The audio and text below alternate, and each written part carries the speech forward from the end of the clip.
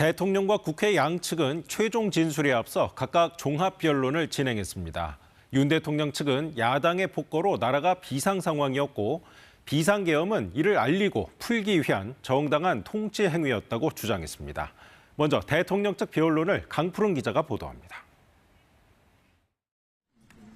250장 분량의 설명 자료를 공개하며 최종 변론에 나선 윤석열 대통령의 대리인단은 비상계엄 선포가 거대 야당의 폭거에 맞선 불가피한 선택이라고 강조했습니다. 야당의 입법 폭거와 일방적인 예산 삭감, 정부 정책 반대로 인해 대한민국은 이미 국가 비상사태였다고 주장했습니다.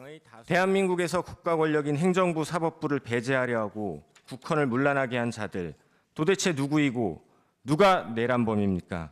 또 이재명 대표의 조기 대선 출마를 위해 민주당이 정략적으로 탄핵 소추를 밀어붙였다고 지적했습니다. 현재 검거되지 않은 간첩이 어떤 지령을 내리고 있을지 모른다는 주장도 했습니다. 우린 아직 검거되지 않은 간첩들이 어디서 얼마나 어떤 지령을 내리고 있는지 알 수 없습니다. 이어 부정선거 의혹과 중국의 정치 공작 등을 일일이 거론하며 비상계엄은 이를 알리기 위한 호소였다고 강조했습니다.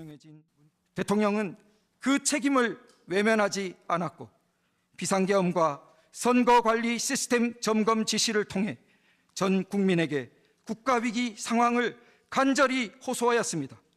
또 비상계엄 당시 아무 일도 일어나지 않았다는 기존 입장을 되풀이하면서 국회 봉쇄는 물론 국회 의결 방해나 정치인 체포 지시도 없었다고 주장했습니다. 주어진 2시간을 다소 넘긴 윤 대통령 대리인단은 대통령의 평소 품성과 인간적인 면을 살펴달라며 최종 변론을 마무리 지었습니다. KBS 뉴스 강푸른입니다.